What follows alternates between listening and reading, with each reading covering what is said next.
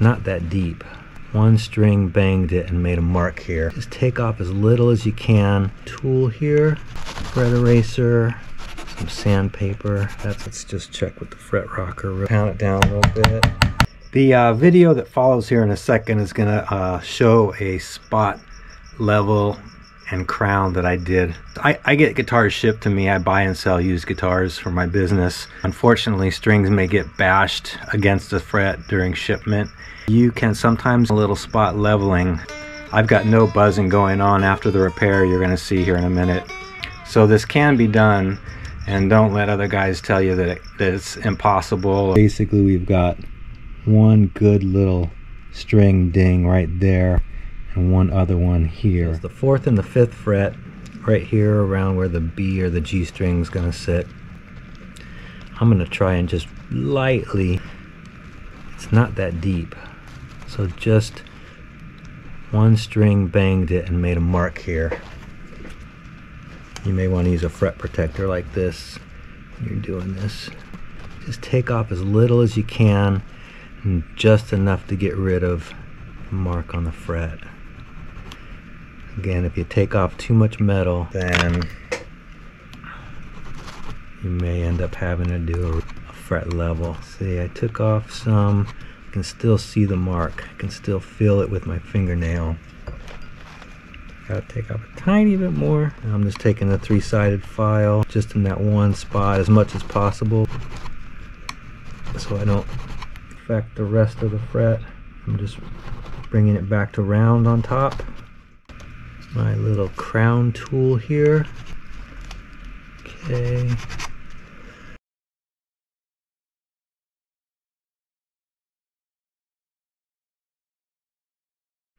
Okay, so now I can see the mark is gone.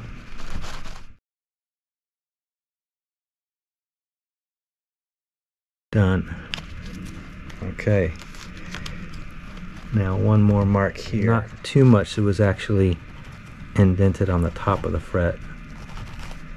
So I'm gonna do even less on this one. Really don't need to do too much. Scary at first when you start filing on frets if you're not used to doing it, because you think you're just gonna mess everything up. Okay, that's about all it needs right there.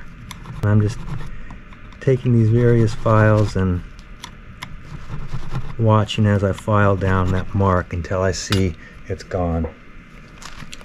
Take one of my fret erasers, just getting rid of some of the scratch marks I just made with the files. Usually you're going to need to go into an actual piece of sandpaper to get rid of some of the marks you make. Adjust that sandpaper grit accordingly. If you made some real marks, you know, you might have to do 400 or 600 grit, and then work your way up with a couple more grits. Go 800, 1000, and polish, something like that. Now we'll string these back up here. Actually, let's just check with the fret rocker real quick. Okay.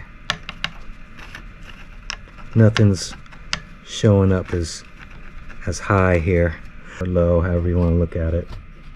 We didn't affect the frets enough to make it so one of them's sitting up too high or too low. Maybe a tiny bit right here. Let's see if we can pound it down a little bit. Okay, now it's not rocking. I noticed this one has a little rocking in it. I don't know if that's from what we just did or if it was already sitting high. Good, nothing going on. This should still play fine. Those marks that were made on the frets were shallow enough that probably going to be able to avoid having to do fret level. Once you've done some filing, some very minimal filing to get rid of some marks, we were on the 4th and the 5th fret. You want to string it back up, and at string tension, normal string tension with decent action, see if you got any buzzing.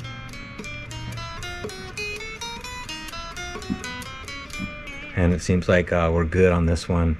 You also want to bend in that area and just make sure you completely got rid of those marks. If you didn't, then you might feel some roughness on the fret if there's still something on top.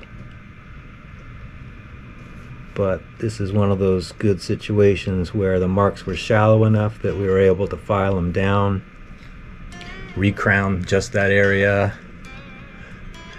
and you didn't have to take off so much that it's gonna affect playability. Crisis averted, no need for full fret level. You really can do small repairs for yourself, and you don't need to take them into somebody to have them done necessarily.